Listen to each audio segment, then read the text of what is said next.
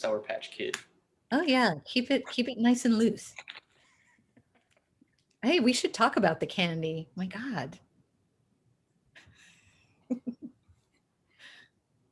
The Stonewall 50 meetings. Mm-hmm.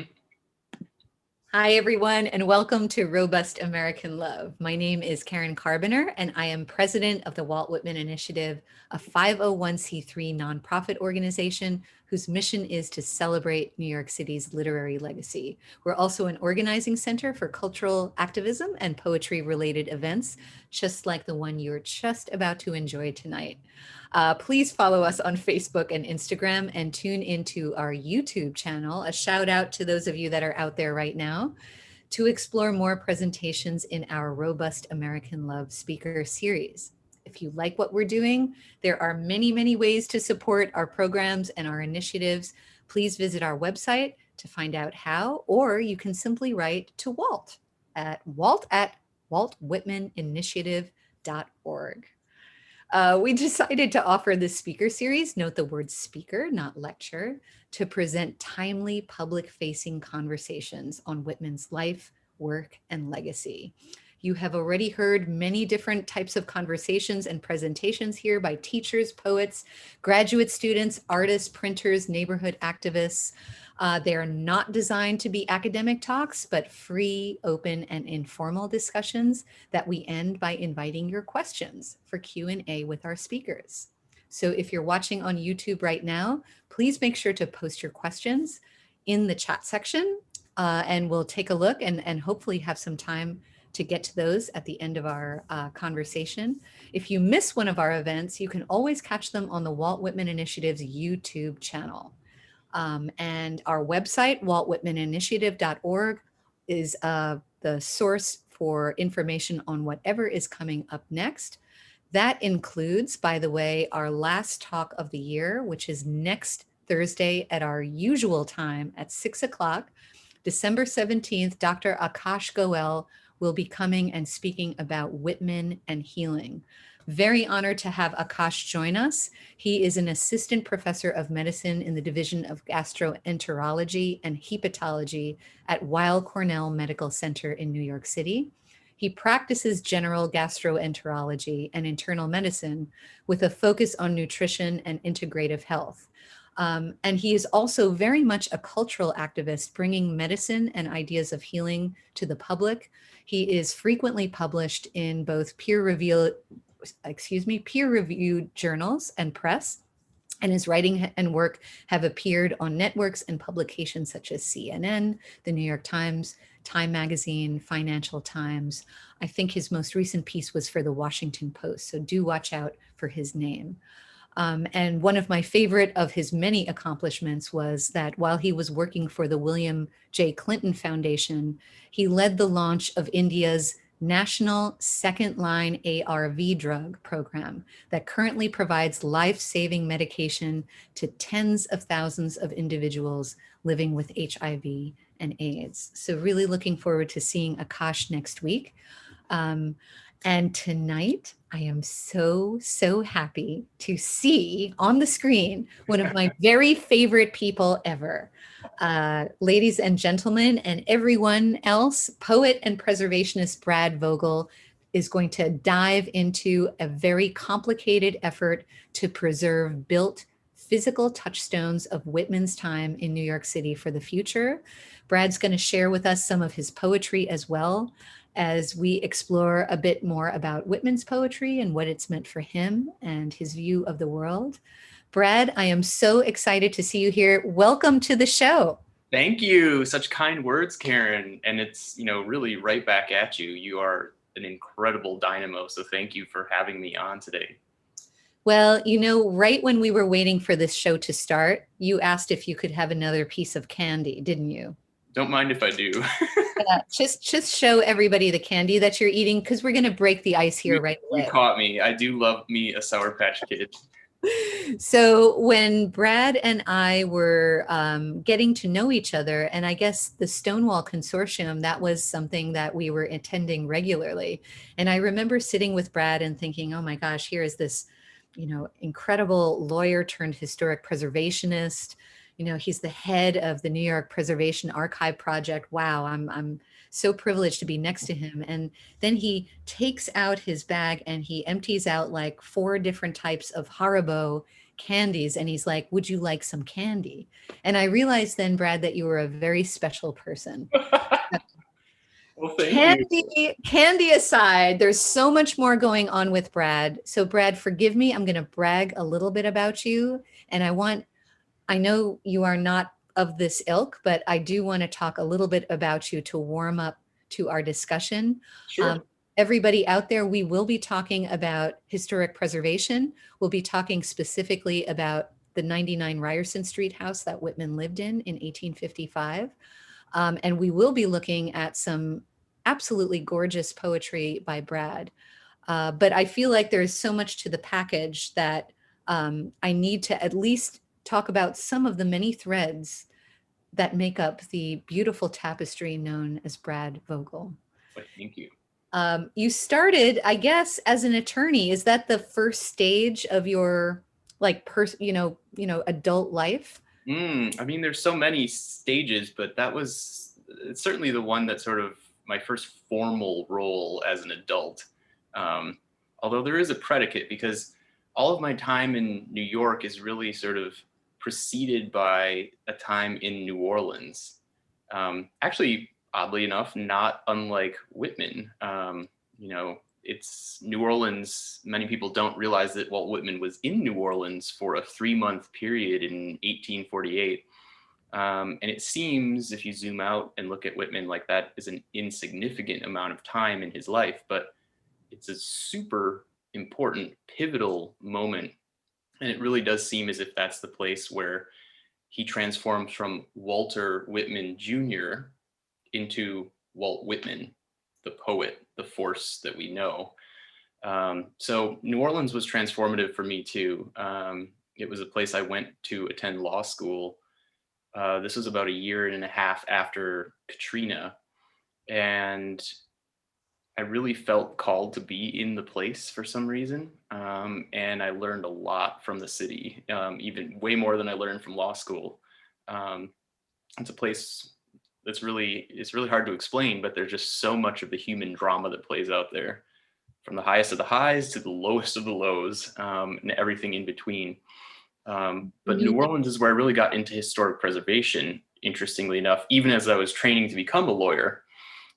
So then I made it to New York and was going to start work as an attorney, but I was simultaneously being introduced to preservationists here in the city at the same time because of that New Orleans connection.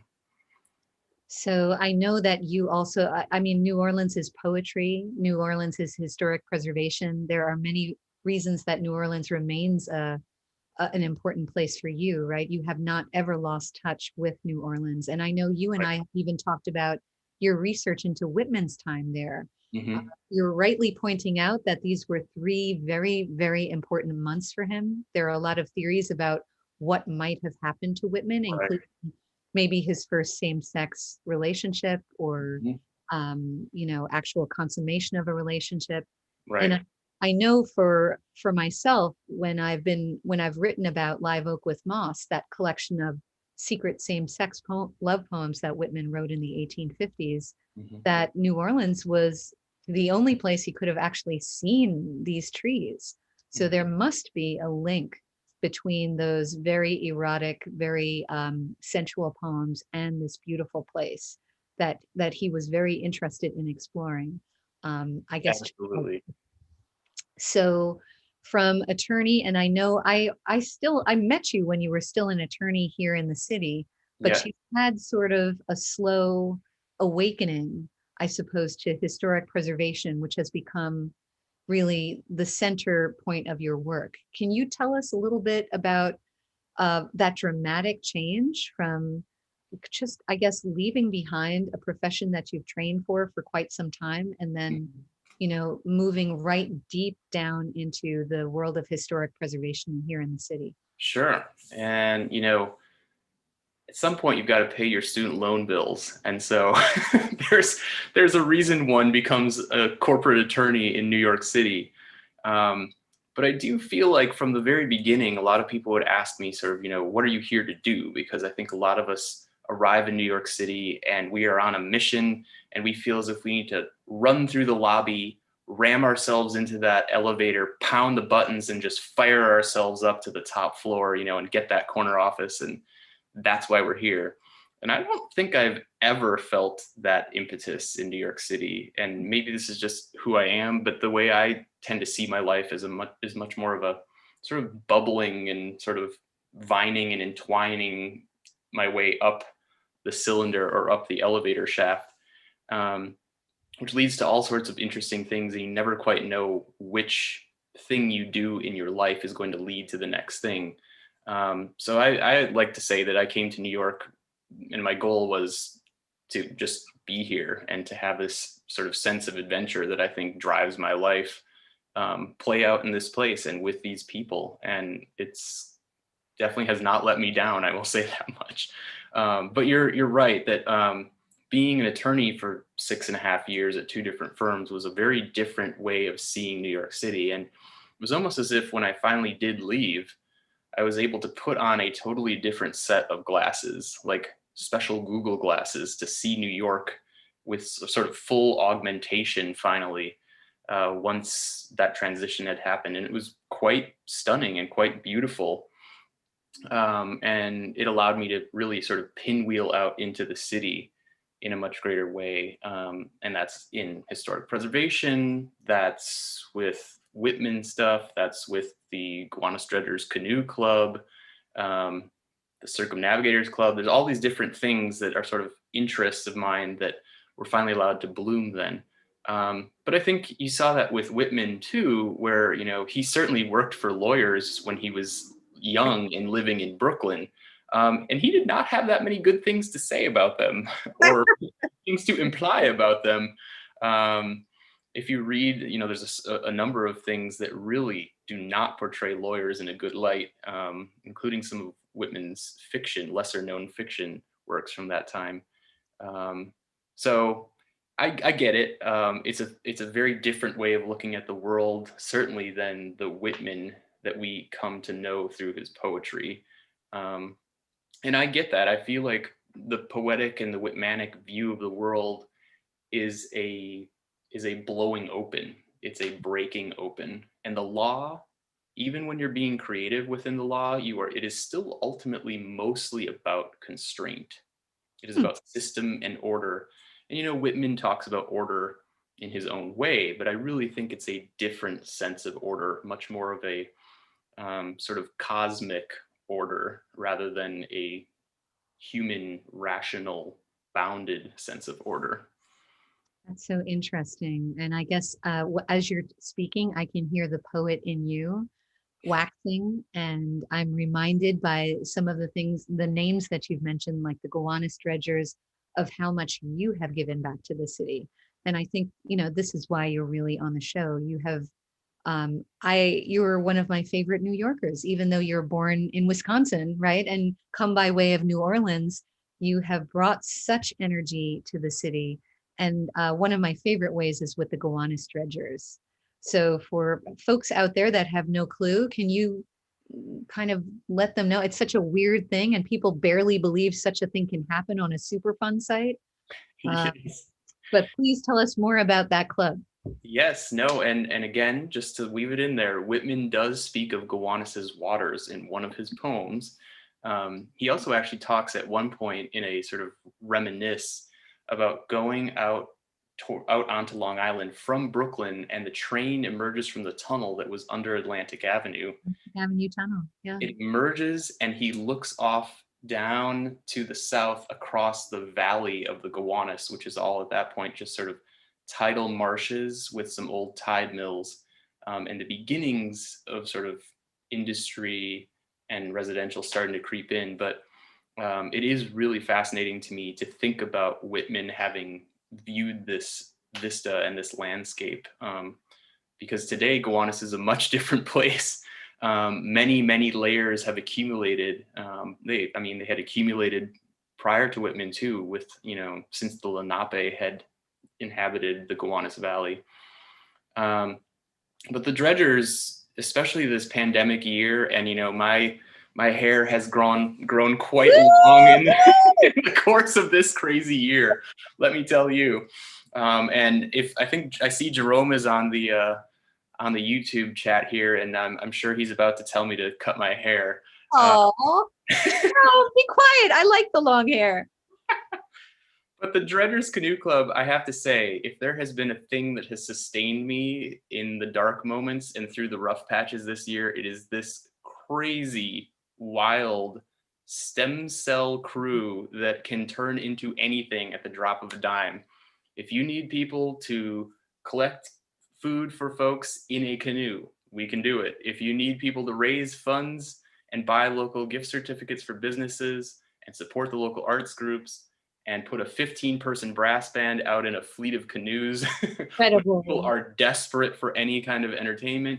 If you need a get out the vote event with a drag queen singing opera in a boat accompanied by French horns and a fleet of vessels, you give us a call. The Gowanus Dredgers Canoe Club it has just given me life, LYFE, and all other variant spellings. It has just been a blast, and the people are interesting. They certainly contain multitudes. They're weirdly talented at all kinds of different things, and it's very much a crew that if you just show up and you have thoughts and ideas and you want to run a program, we can make it happen. And that's actually helped with last year during the Whitman Bicentennial. We had an event where we had a bunch of people in canoes on the water and a bunch of people on the historic Carroll Street Bridge.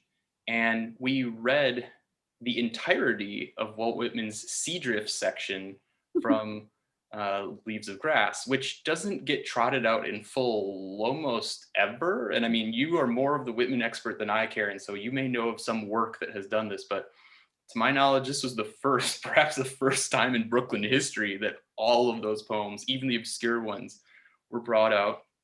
And what happened was it was such an interesting collection of people, some of whom had never interacted before, many of whom had never performed or practiced this before, some of whom had never read poetry before, all coming together in this very bizarre place, literally a toxic Superfund site, and you're in canoes, part of the world's most tranquil extreme sport that we have with our canoe club. But reading to that audience on the bridge, and it was so revealing because people poured themselves, they poured feeling and meaning and life into some of these, what some people think of as just clunkers or chestnuts of a poem. But there's, I forget what it is. It's like Beneath the Brine, I think is the World Beneath the Brine. World Beneath the Brine. Which is a scary topic at Gowanus. Yes, it is. You don't want to be beneath that brine, let me tell you. Thankfully, the EPA has started to do the dredging to actually clean up the polluted sediments. And we still need to get some tanks built so that we don't have combined sewer overflow running in. But now, please put in a few words about that, Brad, because I know you have something to do with that, because the Gowanus Dredgers, for people outside of New York, existed before Brad got there. I actually canoed with the Gowanus Dredgers maybe 10, 15 years ago or more. But you've actually kind of, I don't want to say politicized it, maybe a little bit, but you've made it into a cultural institution that really kind of connects with Brooklyn history in a big way. Mm-hmm. And the fact that this horrific canal, this poor canal, is now finally getting attention. I know you have had something to do with that. Could you just tell that story? Sure. I mean, I've had a very small part to play in what has been a multi-decade effort by a lot of different people, including the Dredgers, trying to get this horribly polluted canal cleaned up.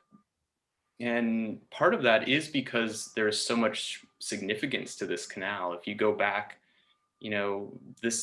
our neighborhood of Gowanus is where the Battle of Brooklyn played out, one of the largest battles of the American Revolution. And a lot of Americans died in that process, but in doing so, in sacrificing themselves, it just barely allowed George Washington and his troops to escape and live to fight for years.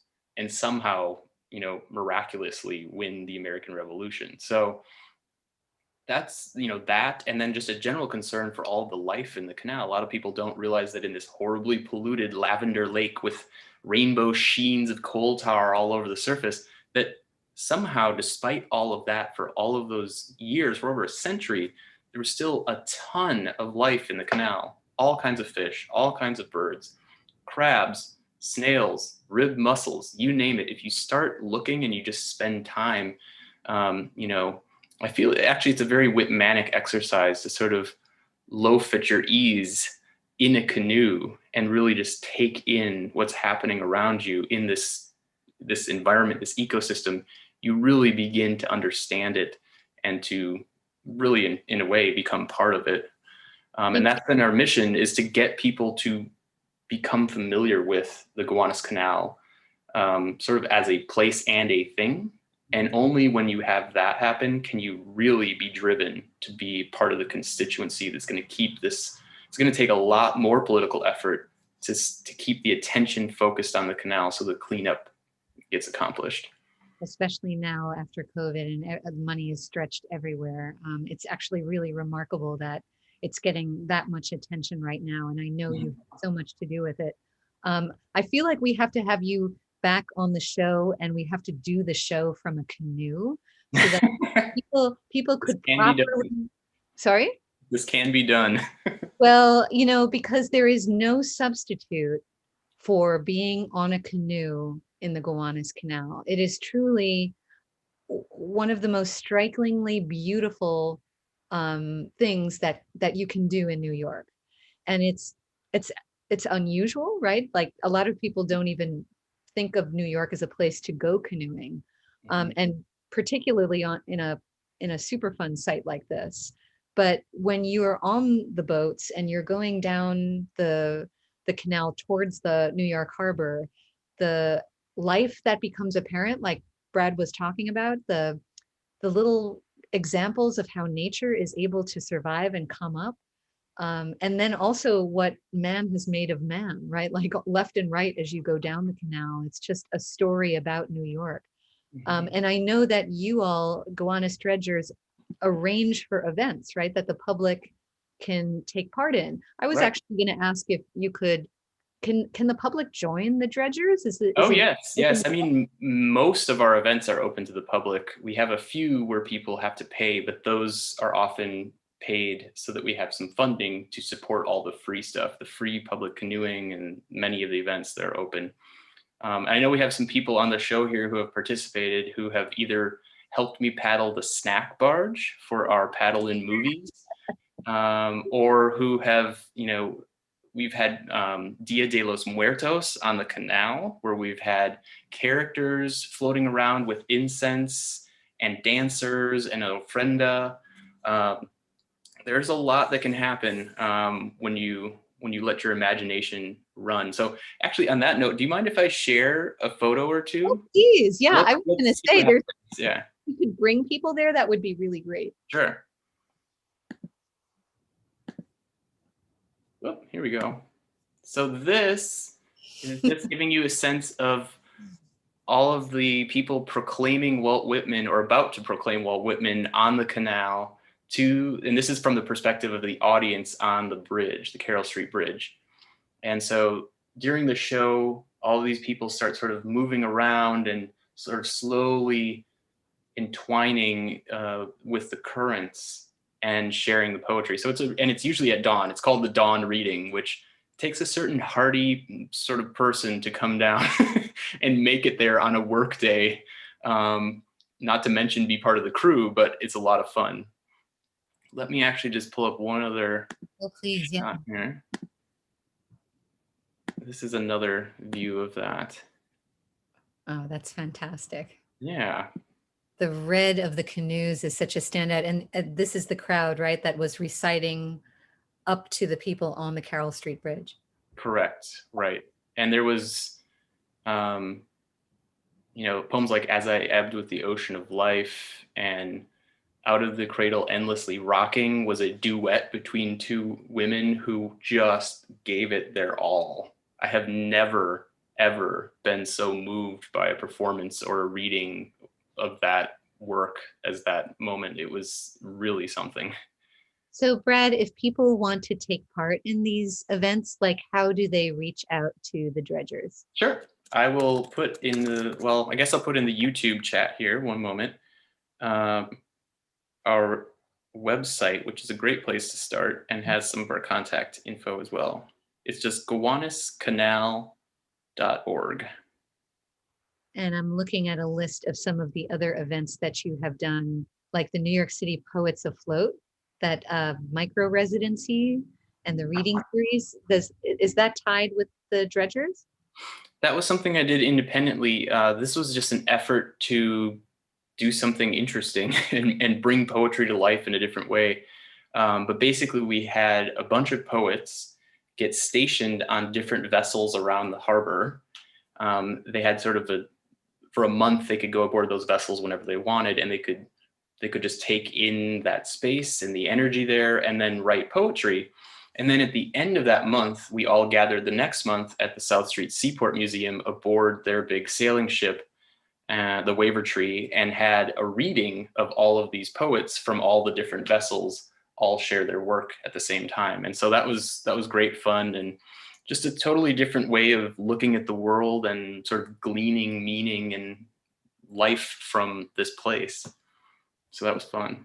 These projects that you are either creating or you're affiliated with or promoting, they're all so exciting and so out of the box, and they all kind of involve history. I would say a big part of your life is not just sort of the joyous celebration of the now, but actually thinking about Brooklyn's past and somehow trying to connect it to the present, right? And I guess that ties in your work with the New York Preservation Archive Project.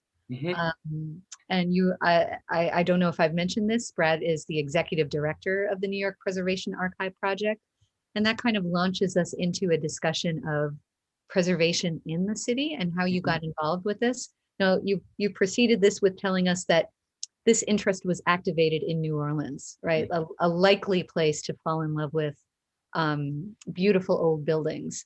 But what about New York? How did you get drawn into this incredibly complex, and I'll say even Baroque, because I've tangentially involved these past years myself. One might even say Rococo. Exactly. So it's like a mess and very exciting, but also like labyrinthian. Yes. What brought you in? Well, so it was a friend of mine that I met in New Orleans named Roberta Brandis Gratz, who's an author and urbanist, and really in some ways sort of an inheritress of the Jane Jacobs legacy.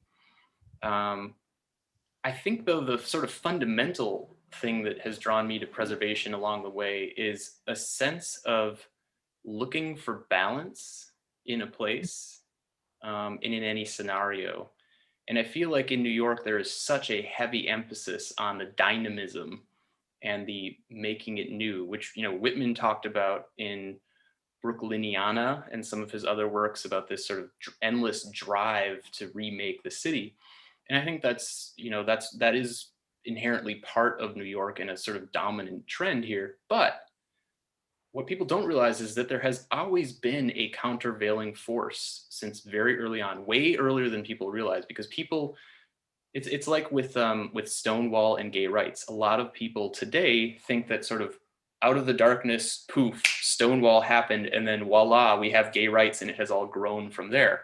But if you read books and you sort of investigate a little further, you realize with like George Chauncey's Gay New York, there were all kinds of things going on for at least 75 years prior to that. And so it's a real revelation sometimes when you look behind that one seminal event that's sort of a bottleneck of history. And I think the same with preservation in New York, or the preservation ethic or instinct. A lot of people think, we got a landmarks law here in New York City in 1965, and everything went from there. But if you dig, you see that just like with the gay rights movement and Stonewall, behind that one bottleneck moment, there is a whole huge history of people for decades prior to that doing very important work trying to preserve the things that matter. So it's often overshouted, but that other countervailing trend of people looking to preserve the things that are special, that are valuable, that are unique, that are irreplaceable about New York City, that has always been going along alongside or sometimes off to the side from this main line. And to me, that resonates because whatever it might be in any realm, if there's something that is rare and special and unique, and that we would kick ourselves if we lost it, that appeals to me, because I feel like that's worth fighting for. It's worth lifting a finger if I have the ability to do so, to try and engage to keep that, because I look around me at so many things in New York, at key buildings, at neighborhoods, at vistas even, and I think, wow, I am able to enjoy this. I am able right now, in this very thin little strand of the present, I am able to actually experience this myself for my limited duration as a human being. And I want other people off into the future. I don't even know if I'm going to have kids as a gay man, but I want other people, whoever they might be, to have the ability to see this thing, to experience this thing, to feel this sense of connection. And, you know, I really think that preservation, it's interesting because I think Whitman himself would not necessarily have seen himself as that much of a historic preservationist by our current standards.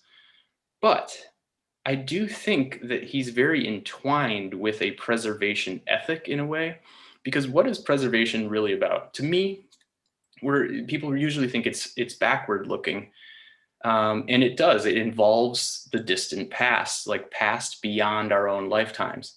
But why are we concerned about it? What are we actually working towards with this? We are actually thinking about the far distant future, because we want people in the far future to have a physical, and this is key. Whitman, I think, was often more about sort of either a natural connection, as in Crossing Brooklyn Ferry, where he's looking at this place where people are going back and forth on a ferry that's sort of an inherent natural place. And he is speaking to people hundreds of years in the future that he does not yet know. So he's engaged in this process. For me, I like to engage in that process, not just through a place, but through the built environment. I think that's possible, and I think it's important. And I think it's powerful. That's the other thing, is I think that sometimes even more than words on a page or words written, sort of spoken aloud, sometimes just being in the presence of a physical thing is a totem. Like, you could go and touch that ancient piece of wooden siding on that building and know that this is the same wood that was there when person X was present. It is a real tangible linkage across time. It is a sort of vial that someone in the past has poured something into. And when you go up and you touch that piece of wood, you uncork the vial. And even if most of it has evaporated away, there is still some faint hint of what that real thing was and what that thing from the past was. So to me, preservation is about having that extraordinarily powerful sense. And that's why with the Walt Whitman Initiative for the last couple of years, it's been really incredible to try to find a way to save some of these tangible touchstones of the Walt Whitman legacy. And I'm talking about the house on Ryerson Street, which is of over 30 buildings where Walt Whitman resided in what is today New York City. All of them have been destroyed. All of them. It's amazing. Except for this one last house. And then on top of that, this is the house where the reason we know Walt Whitman is the book Leaves of Grass, his book of poetry. That book, he was living at this house on Ryerson Street when it was first published, when it first went out into the world. Why New York City has not been able to step back and get over all of its little technical, very Byzantine and rather meaningless, sort of complicated reasons why it can't landmark this house and say, wow, maybe this is quite significant. Perhaps we should landmark this. It continues to boggle my mind. And I think it's extraordinarily short-sighted. I think it is not looking at the big picture. And I think we really, and I know a lot of people across the city are focused on this and working on this. We really need to do a better job in New York City of protecting cultural landmarks that have key significance and really add something to sort of the overall collection that makes up New York City. Wow, Brad, thank you for beautiful words spoken so well. And I'm going to go back to the magic you described of handling something from the past and realizing that it's a connect to another way of thinking, another time. Because I've had the privilege of actually being inside the Ryerson Street house, and as Brad said, this is the single New York City residence still standing. It's the place that I think he actually finished Leaves of Grass and then published it over at the Rome Brothers in Brooklyn Heights, walking over there every afternoon from Ryerson. 99 Ryerson Street is just north of Pratt Institute in Clinton Hill in Brooklyn. It's kind of a little bit still hard to reach, right? Because there's no direct line subway. So the area has resisted gentrification more than other areas of Brooklyn. And you can walk down these streets and see 1850s, 1860 row houses. And lo and behold, at 99 Ryerson, you see a house that was new in 1854, right? The Whitmans bought it when it was pre-built, and they moved in. They only stayed a year, which has been a big issue, I know, with landmarks. But just telling you all, when I was in the house, and for a period of time, when I would take my students and the public on tours, we would go up and knock on the door of Ryerson Street because I knew the gentleman who owned the house, Mr. Downs, Horatio Downs, and such a wonderful guy. Sometimes he would sit in his brown Cadillac in front of the house and just ask us, "Who are you looking for?" And I would say, "Walt Whitman." And he's like, "Well, he's right inside." And he would open up the door. And I think at an online publication called Poetry Bay, I put up some images of the interior of the house, which is very simple and plain, but there is something about being in there, of crossing the threshold that Emerson crossed when Emerson went to visit Whitman while Whitman was living there, and realizing that in this very strong, sturdy example of profoundly middle-class 19th century architecture, it's the cradle of American literature. So it's the holy grail for a lot of people who just love Whitman or love American literature. And yet you're right that there hasn't been any movement with idea of preserving this house in any way. Right. And, you know, we've been at this for several years, and I would certainly ask anyone who's listening to definitely be respectful.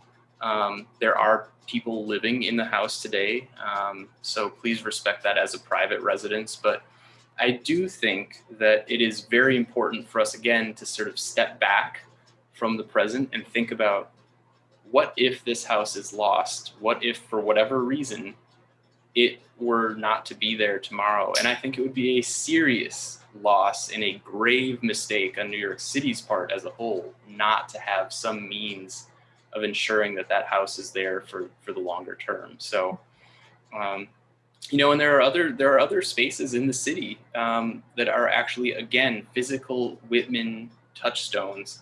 One of them, and you have really done a great job of making people more aware of this, Karen, with tours and things, is Pfaff's, the beer cellar that was under the sidewalks of Broadway, right near Bleecker, I believe, correct? Right.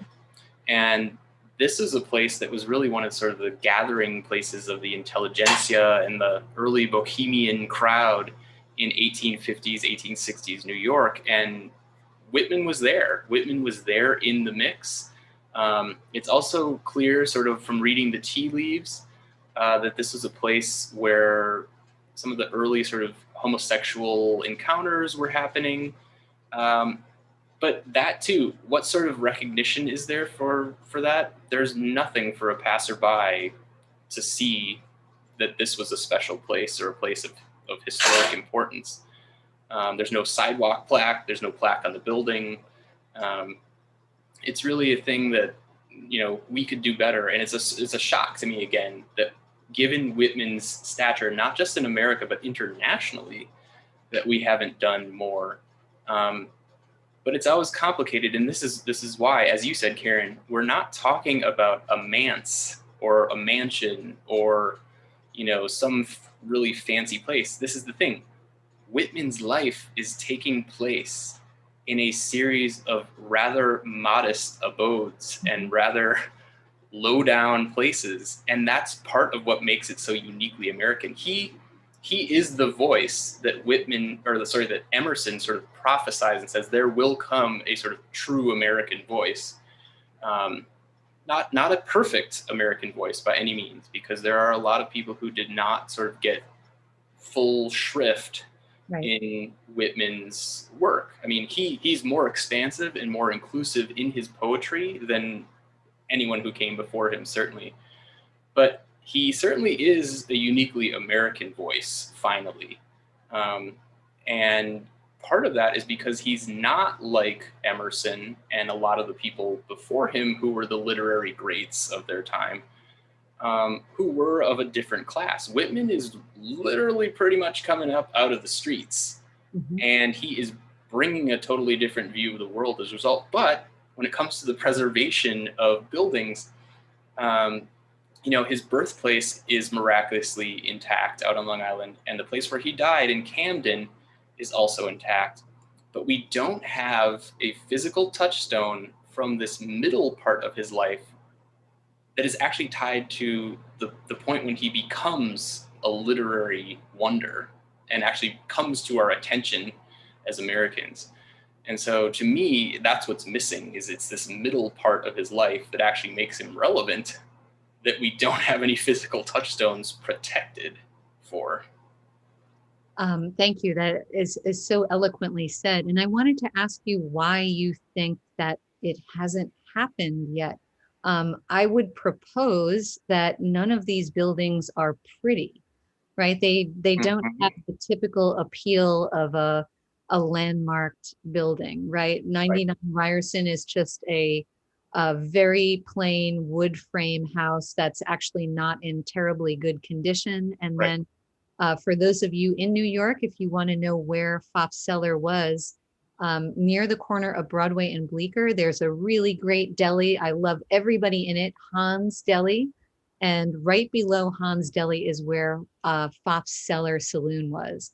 And Brad gave a great introduction to it. But one of the important things to remember here is that it hosted probably the very first gay men's club in the country, called the Fred Gray Association. And Whitman, who was not a joiner, actually was part of this club, and he never frequented a bar before or after Pfaff's, but he bragged about going to Pfaff's every night for a period of time. He was meeting young men at this bar. He was writing poetry at this bar.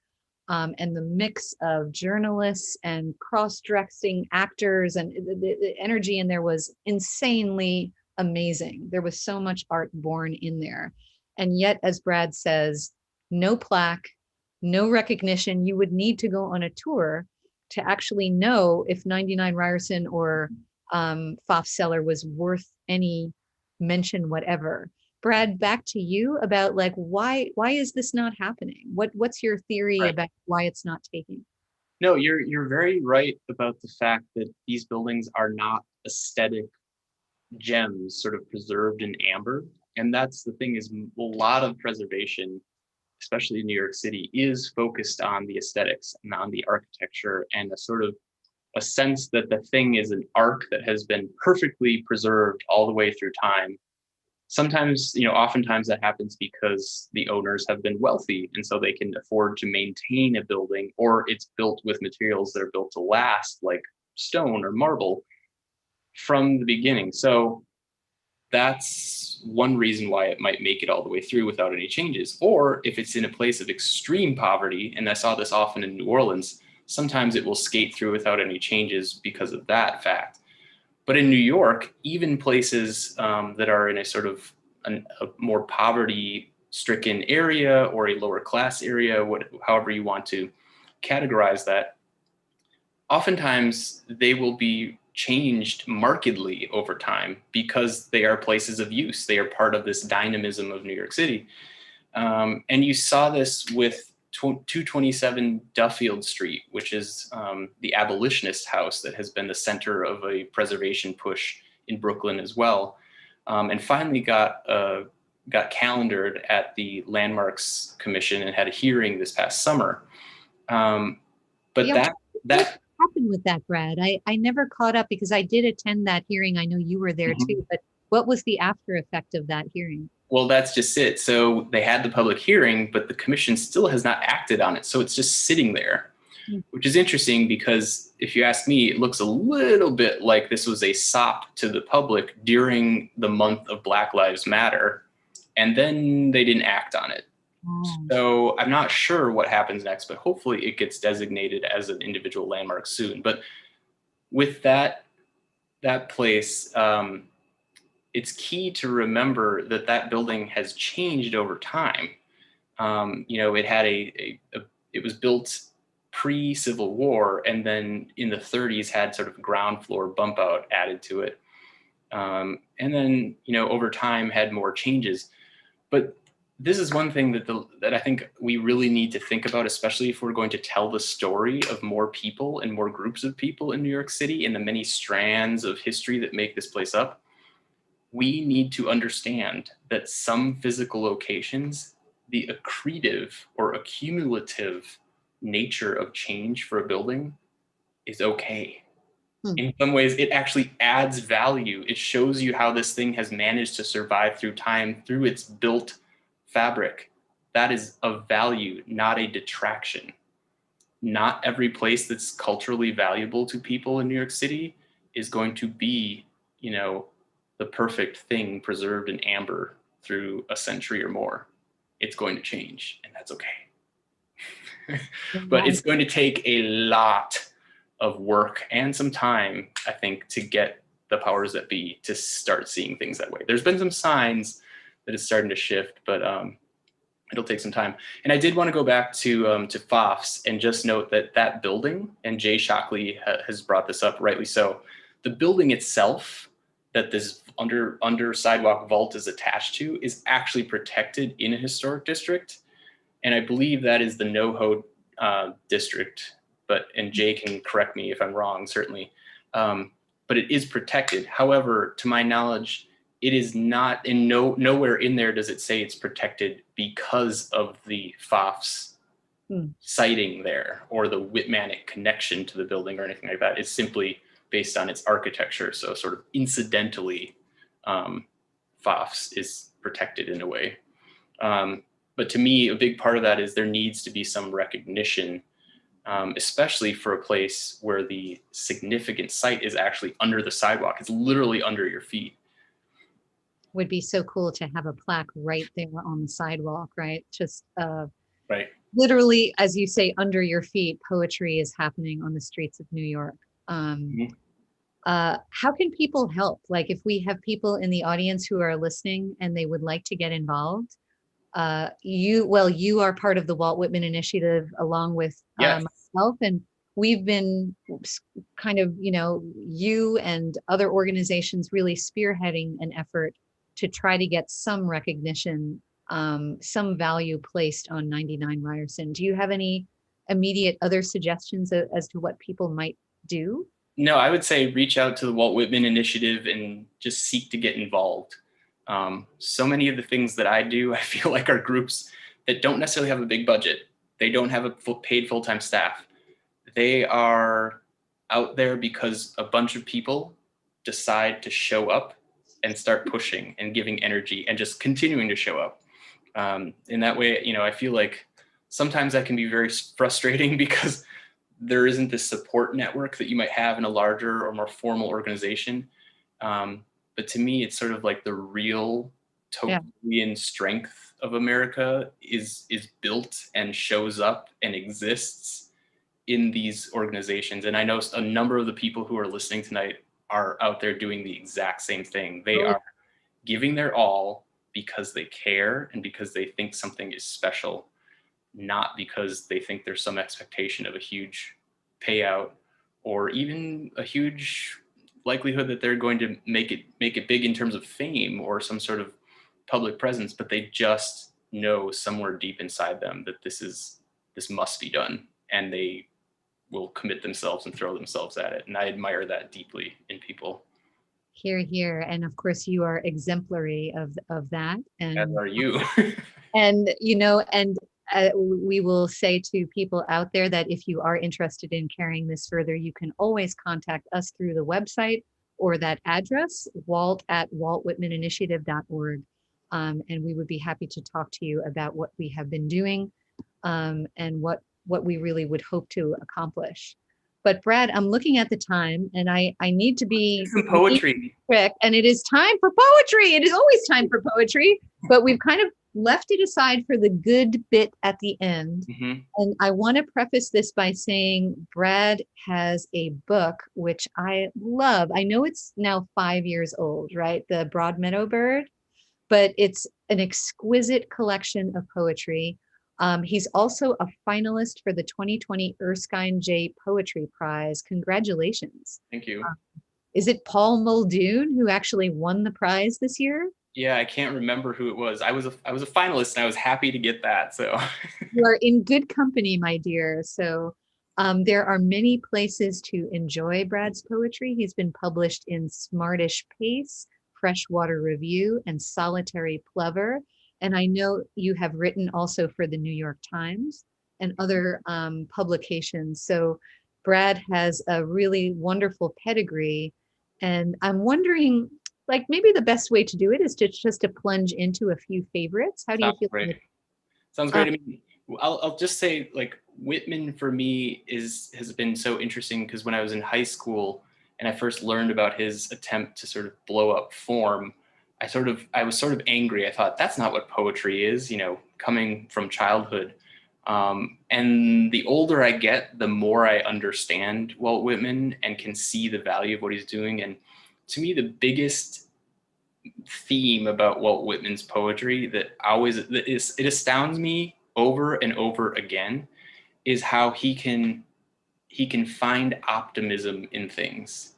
And there's many things I compare Whitman to. One is a carp. He will root around in the bottom and feed, and somehow the thing that comes out is optimism. And I look at this and I say, what in the world? How did this work? How did this man's brain and psyche and soul work that it did this?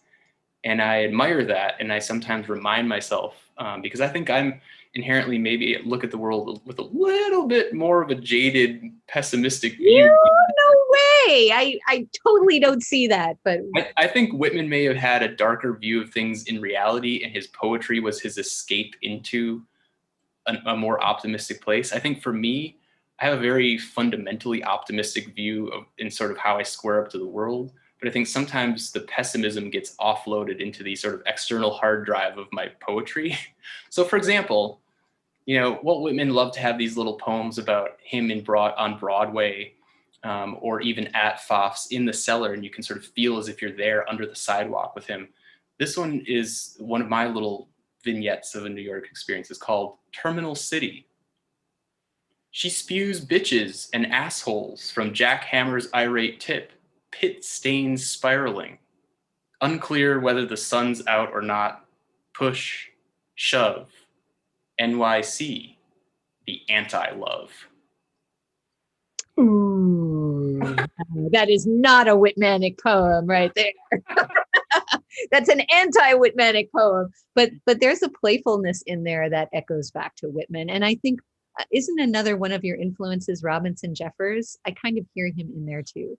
Yes, yeah. Robinson Jeffers and Lori Niedecker are definitely two of my favorites, and I think there's a lot of them woven in. But that's the thing, is sort of my poetry goes all over the place. And like this one is called Sumac Sutra. Staghorn burns red, licks interstate overpasses, stings my eyes with the smoke of longing, a trust, a life generally deferred. I am driving myself. Hues mark the time, muffler counts miles, that I am away from one mind who has never closed the door. I am still, the destination is the passenger I see through drooping bloodshot eyes. When I finally arrive, some loves have compound leaves. Wow, Brad. Now, the way that I heard it, I didn't know whether it was my Zoom connection or did you take two really long pauses in there? Yes, the pauses were intentional. Okay, these days with Zoom, you can never tell anything about pacing anymore. So, I'm hiding in the ambiguous folds of Zoom. how did you indicate those pauses on the page? So they are actually indicated with dashes leading to nothing, actually. So to the extent that it's possible to see. Oh, right. And people can pin your video there. Oh, cool. Well, what I like about your poems, and I know more than these two, but I think these two represent it. They are meant to be read out loud, right? Like much like Whitman's poems, there's such a pleasing oral element to it, and that has to do with not just the wordplay and the sounds within the poems, but actually the cadence, as you just showed us, sort of the arresting. Okay, like that. This is what a poem should do, right?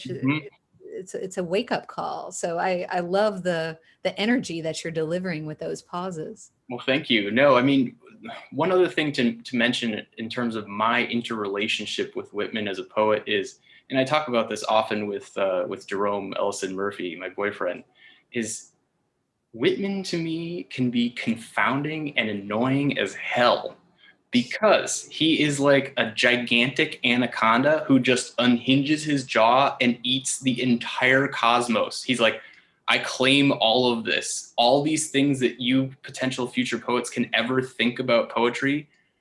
I am going to eat it all.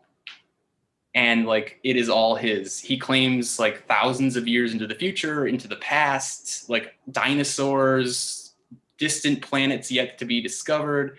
And it's like, okay, dude, leave some for the rest of us, please. Well, I But feel like your poetry goes for more for the moment, right? Like it often does, yes. you're not Yeah. so much about sort of the broad reach as sort of like the capture. I think that's fair. I would say my poetry in the intervening years since this book in 2015 has probably tried to expand further out from a lot of the Zen moments, although it's still a lot about sort of really trying to get at the thing, the essence of the thing itself and crystallizing things perfectly. But yeah, Whitman, I think it's a good challenge though that he has thrown to us future poets. Of trying to be truly original and trying, like him, to sort of break out of the molds. And one poet I wanted to mention, because I will wrap things up here quickly, but I wanted to throw this in. We totally want to hear another one of your poems. It's Okay. not two are not good. Three is sort of like Okay. a click of closure there. Yeah. Okay. Well, we'll do this, and then I'll do a fun little one for the end. Cool. Okay. This one is called Red Shift. Now, this is just for context. If you've been to almost any major museum, you've probably seen a Monet painting of his Japanese bridge at Giverny over his pond with lily pads, right? So later on in the 19 teens, his eyesight is going downhill and he has cataracts and he starts to get real crazy with the paint. It gets real distorted and violently colored and things, but I actually find those to be quite fascinating. So this poem is called Red Shift. I'll paint it as I see it. Rage, red, smoking, quivering, bridge, Giverny ablaze. Monet with cataracts, fuming, frustrated, barely undaunted. Lilies glowing with toxic heat, Japanese in its last moments. A rouge roar over cataract of total annihilation. Though the lenses grime and smoke, I look not away. Let the brush shudder. I ignite my canvas. Antares sears the willows. I thought of you, and the scene lit with vicious, dark light that few suspect lies at the centers of stars. Wow, I love that one. And it occurs to me that even though this is not an urban scene, it has and maybe this is how you're leaning towards Whitman, a sort of an urban feel to it, a playfulness that I hear in spoken word poetry quite often, right? Repetition of vowel sounds, especially at the beginning there. And then this kind of stilly moment at the end, just such a beautiful place to rest. Thank you. This is so gorgeous. Thank you so Thank much you. for being here and sharing your poetry. I'm going to have to give you, Give me some snaps. I say to my to my creative writing club students, poets applause, poets applause. Hey, I'll take it. I'll take it. I did want to, just given this year and this time, and I don't know if anyone else is out there feeling it. I have this strange feeling you are, this compounding sense of anxiety and stress from this year. No matter what you do, there is some weariness in all of us, I think. So I wanted to I want to prescribe, in a way, a poet who, I don't know, maybe he's some sort of weird step grandchild of Walt Whitman in a way, but he's pretty bonkers. But I'm going to read you a tidbit of a poem that I wrote, and then I will recommend this poet because it's after him. This poem is called A Defense of Love. Brilliant blue gets this rather unsavory connotation when your hair is ablaze. No, I really have painstakingly whipped out the kung fu on each rose petal and addressed every last ravenous thorn with Janet Reno's long-lost high-power rifle. It's Reno time here on the dark side of the moon, in a cozy back table, at our Texan neighbor's seedy cafe. Elton John pompously butchers Johnny Cash's deathbed remake of 9 Inch Nails. Nowhere else could one so avidly ponder the plural of moose. 6 cranes on the skyline? How romantic. You must have called ahead. How sweet. Every time a bell rings, a corpse thaws in the morgue, mistletoe noose over yonder. What hast thou done, O Duchess of Angioplasty? Thy kingdom swells, a zeppelin lumbers aortaward. Thine own Valentine falls from the sky into mouths of yearning giant Asian carp. They are me, and I am glad. Love shall findeth a way. Whoa. All right. I was racking my brain as you were reading, like, who is this inspired by? And I cannot guess. Enlighten us, please. So this is a person, if over this winter you find yourself in a dark place or a lonely place and you need something, you need like an elixir, this is a book that you might want to order and you will laugh out loud. It is called A Defense of Poetry by Gabriel Gooding. And it is a wild, crazy, and absolutely bonkers out of your mind book. So if you need a good laugh, it is definitely worth checking out. Thank you, Brad. I see that Gooding rhymes with pudding, right? Gudding. That's right. In a good word for Gabriel Gooding. Hello, Gabriel. We like your book. I'm gonna check it out. Yes.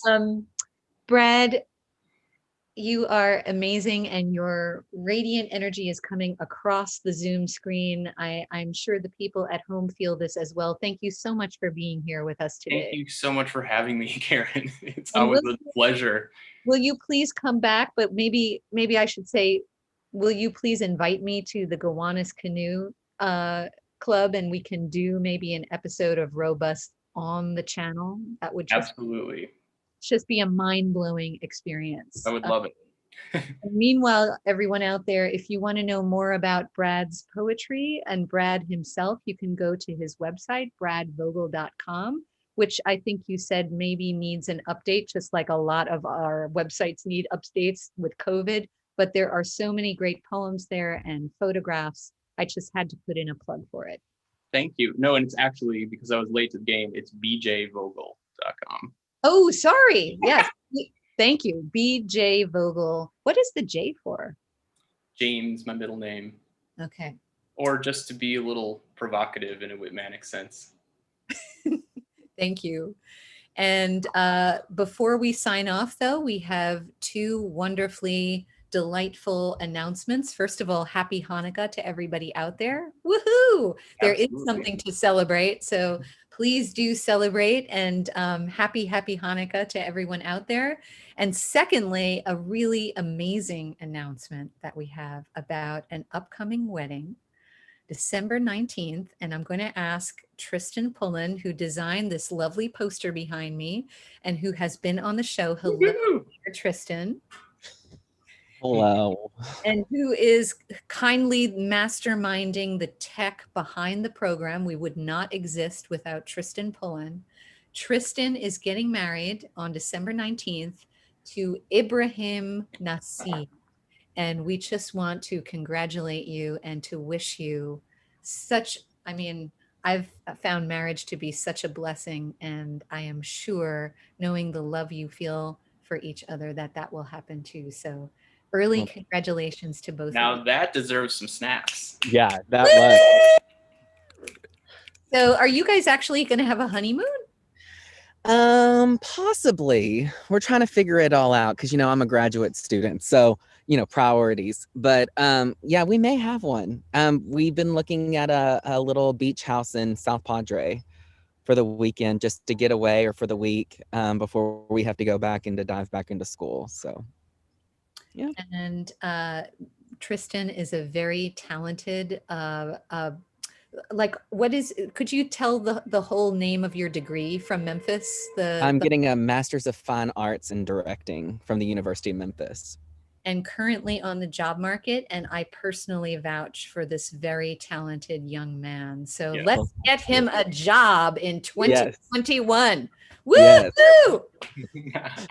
Tristan, thank you for making us real here. Brad, Mm-hmm. always good to see you. This is going to have to do for us for now, but it's only a matter of months till we get to hug each other again. Absolutely, absolutely. And thank you to everyone who joined us today and chimed in the comments. Thank you so much, and hope you at least learned something or found something mildly entertaining. I think so. All right, everyone. Good night, and we'll see you next week back at our regular time at 6 p.m. Thanks, Take care. Karen. You're welcome. Thank you.